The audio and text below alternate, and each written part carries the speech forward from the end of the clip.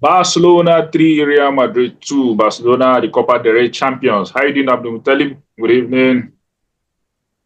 So before we talk about Good the game, let's evening. talk about the drama that happened between Real Madrid, the officials, Real Madrid refusing to do a press conference and all those things like that. What happened now? Were you guys trying to intimidate the referee or what? Let me know. No, I think what happened is that we are Madrid actually the issue came from that Real Madrid team. Your speaker, please. Your speaker. Yeah.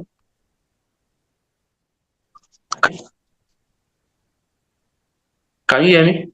Yeah, I can hear you.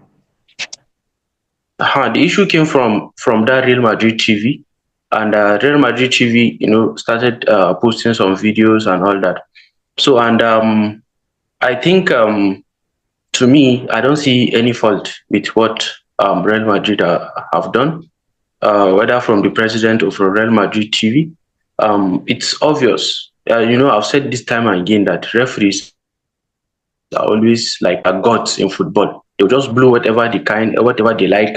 They will do whatever they like, and they'll get away with it most of the times.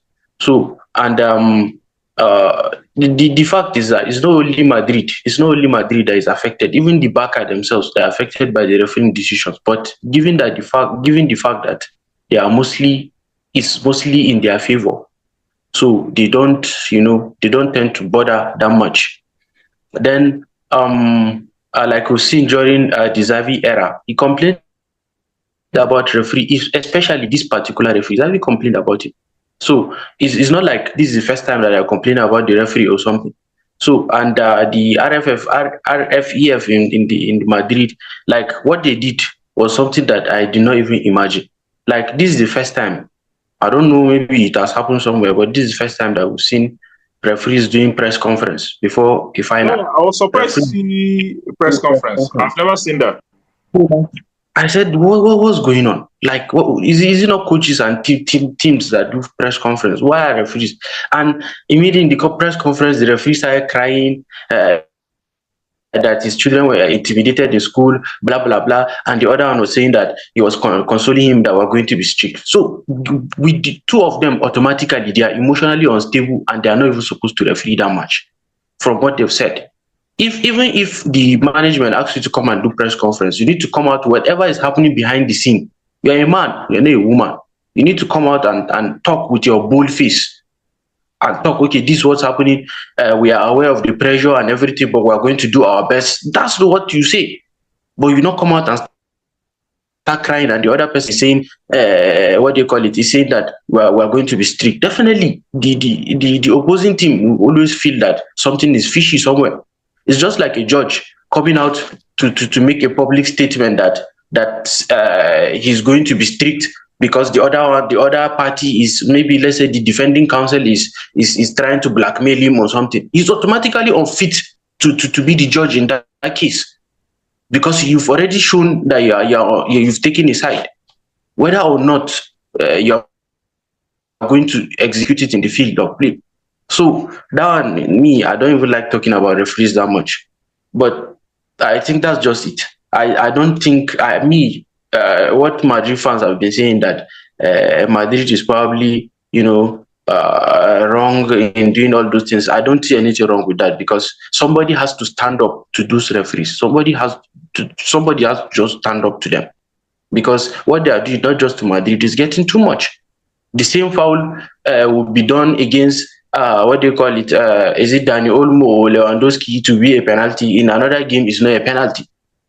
The same offside, they will use hand in this offside, and in that game they will tell you that hand is not part of play. They will rule it out. They will say that one is not offside. So sometimes I wonder, what are really the rules? What's going on with the VAR? We are expecting that the game is supposed to be close to perfect, but it's still a lot of lots of controversies. I agree that Madrid are not doing that well. I agree that every average or concrete Madrid fan knows that we're not doing well. Everybody knows that. So today, this loss and everything is not even a surprise. I did not even expect them to even play like this. It's not even a surprise. Look at the first half; it was Yeah, dreadful. yeah. When Barcelona scored the first goal, Madrid turned everything around and took the game to Barcelona. When the game started, Madrid were looking like a team that was scared of Barcelona. They were very Of course, cautious. Yeah. even But Macron said it. They are as soon scared. as Barcelona scored, oh my God, everything just turned.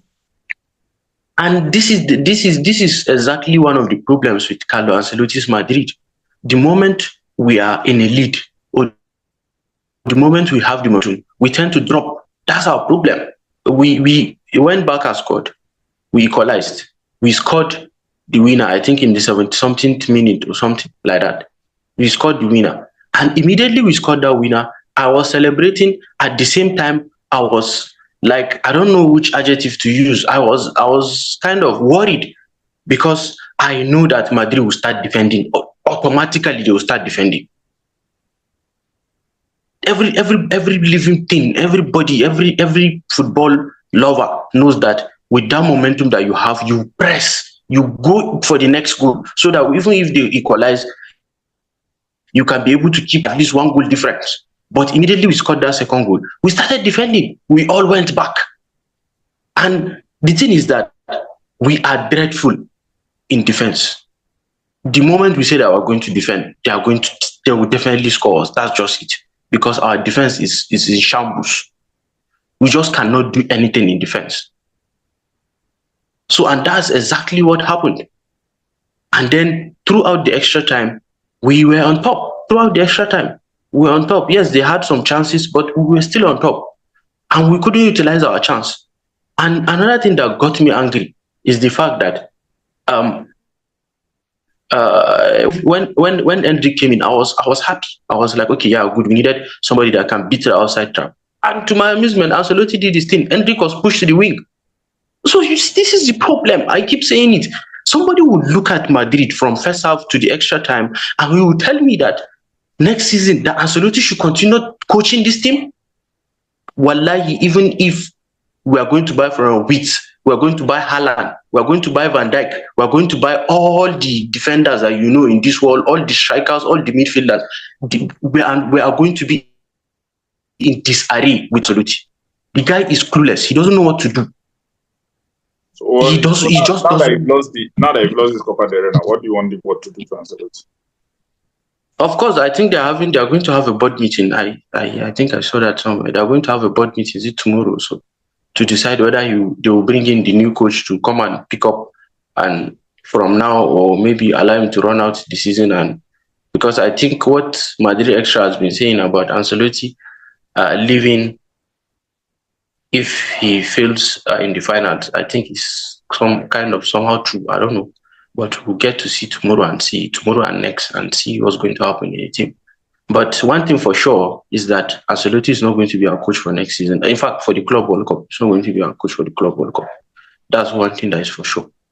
And like as I've said earlier, I can take anybody. See, let them just, whether Klopp, Alonso, let them just bring anybody, because I just need somebody that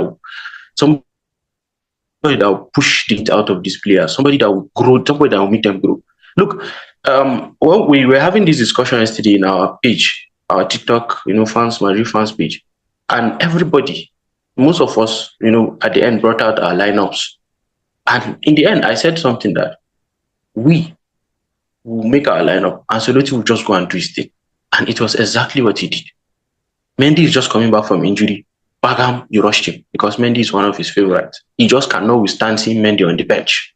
That's just typical Ancelotti for you. He just rushed him on that left side. Vasquez, we all know Vasquez is not good in that right back. Even in the attack that used to be good, he's no longer good in the attack. He decided to start the two fullbacks.